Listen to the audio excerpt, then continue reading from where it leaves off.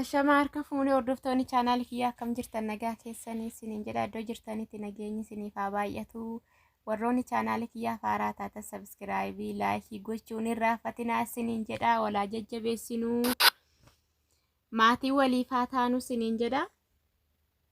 Innaa hordoftoota kiyya dhugaa waa tokko gaafii natti ta'e jechuudha. Innis maalinni baaqelli kun jechuudha. Baaqela nyaatamu har'a asittan arge jechuudha biyya Arabaa kanatti. Ani kanan beeku baaqelaani qolli isaa irraa falafalamee firee isaati anan nyaatamu.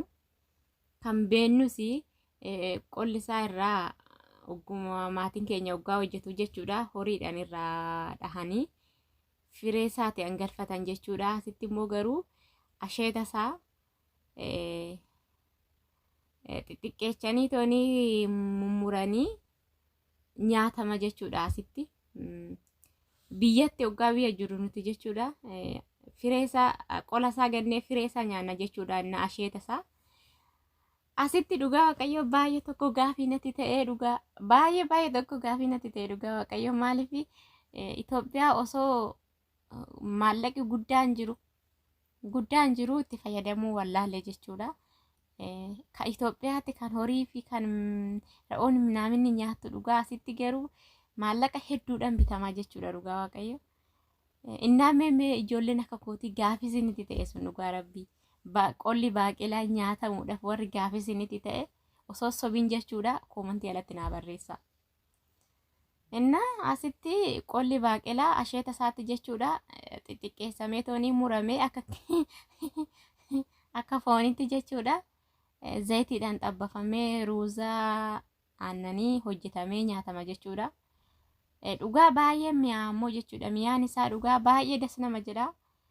Zayitiidhaan xabbafamee anuyyuu argeera waan ta'eef jechuudha. Fasooliyaa caala mi'aa jechuudha.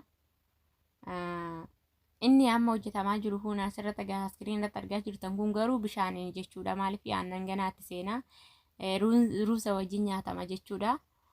Bishaan isaa jechuudha. Bishaan isaa jaalatu qibaati isaa jalaa jechuudha.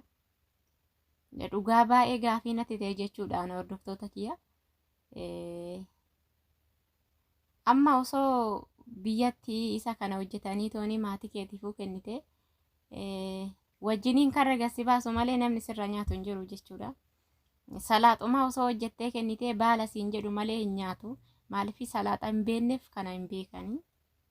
Baala jedhuuni jechuudha. Garuu Itoophiyaa keessa odoo maallaqni guddaan jiru otoo hojjettee jijjiiramuu dandeessu yaada dhabne. Hooma miti biyya Arabaa gaariif jaraa nu agarsiisee jira hordoftoota kiyya. Mee warroottan akka koo inni kun gaafii isinitti ta'ee jirtu baay'ee tokko na dhibe jechuudha. Asheeta isaa gaafa fidanii dhufanii ani taa'ee falafalaa. Isaan garuu akkanumatti miicamee toonii qola isaa wajjin mummuramee xixiqqeeffamee hojjetamuu barbaadanii beeku waan ta'eef. Innaa ergasii maaliif akkanatti falafaltaa kuni halbeedhaan mummuramee toonii hojjetama foonannaan jette. Innaa gaafii guddaa natti ta'e jechuudha isaa. Innaa fasooliyaadhaan garaagarummaan qabu jechuudha. Irra caalamoo zayitiidhaan yoo xabbafamee hojjetame irra mi'aa. Inni kun aannaniin ganaa walitti nam'aa. Irra caala ijoolleen Dubaay jirtan immoo waa'ee kanaa sirriitti beektu waan ta'eef hin jedha. Innaa kanaaf hordoftoota kiyya chaanaala kiyya warra haaraa taatan sabskiraayibii laayikii gochuun dagatinaa isiniin jedha. Walaa jajjabeessinu. Warroonni akkanaa ammoo inni kun gaafii guddaa isinitti ta'e gizee hunda jechuudha. Amma hojjechuudhaaf kaan gaafii natti ta'a jechuudha. Itoophiyaa nuti ganama yoo kaane firfirii hojjennaa wayiin waan adda addaatu hojjechuudhaaf kaana. Garuu asitti immoo nyaanni isaanii misaan isaanii jechuudha.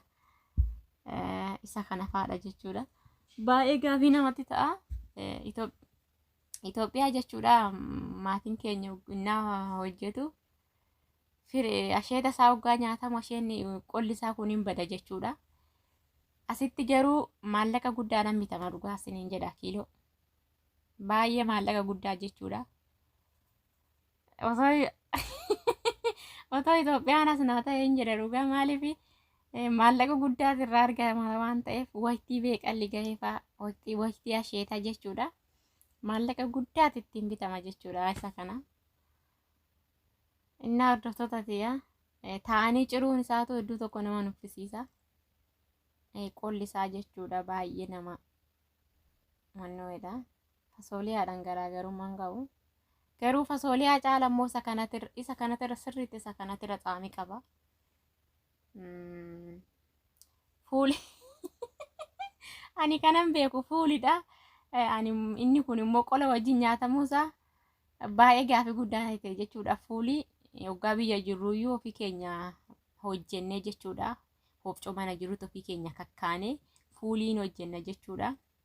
Asitti garuu fuuliin isaanii ashagamee dhufa. Qola isaa wajjin osoo hin taane firee isaati jechuudhaan ashagamee dhufu. Dabalata immoo inni kun immoo qola isaa wajjin nuun nyaatamaa jechuudha. Horiidhaan garaagarummaan qabu. Innaa hordoftoota kiyyaa chaanaali kiyyaa warri haaraa taatanii sabiskiraayibii laayikii gochuun hin irraanfatinaa.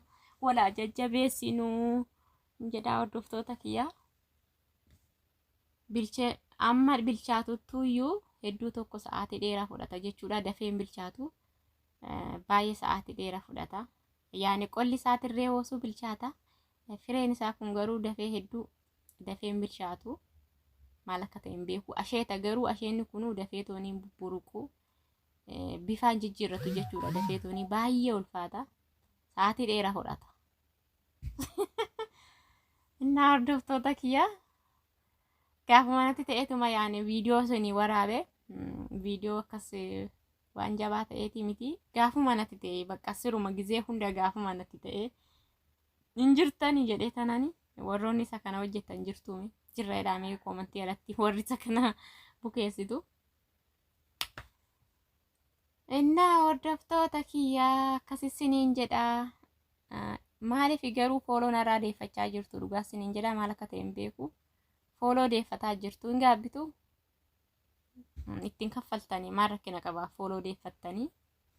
Adii rakkoon qabu fooloo deeffattanis rakkina hin qabu kasin deeffattan namni biraatti deebisuu danda'a. Garuu fooloo gootanii fooloo namarraan deeffatina. Isiniin jedhaa hordoftoota kiyyaa. Isin viidiyoon keenya irraa isa kana fakkaataa. Warroonni akka kooti immoo gaafa isinitti ta'e koomantii jalatti naa barreessaa. Dhugaadha inni kuni iddoo baay'ee jira jedhama. Keessattuu jechuudha ijoolleen Dubaay irra caala kan hojjetu ijoollee Dubaay jechuudha. Maal akka ta'e hin beeku isa kana. Baay'ee jaalatu jechuudha biyya sanitti. Gara biraatti illee darbeeti. Fasooliyaadha jechuudha gara kaanitti illee hin jiru. Fasooliyaa sirriitti beeka. Fasooliyaa nan beeka. Isa kana garuu bara natti dhufe jechuudha haaraa. Waggaa meeqa kan hin ture. Haaraa akka haaraatti naa dhufe jechuudha inni kuni naaf haaraa. Hojii isaatiinis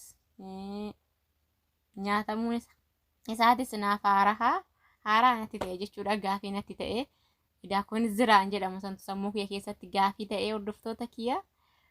Waa hundaafuu waan jiru hundumaa simachuun dirqama keenya waan ta'eefi chaanaali kiyyaa warri haaraa taata sabiskiraayibii laayikii sheerii gochuun hin irraanfatinaa walaa jajjabeessinu siniin jedha hordoftoota kiyya filiis fooloon sabiskiraayibii nurraa hin deeffatinaa walaa jajjabeessinu waga viidiyoo biraatti walitti deebinutti.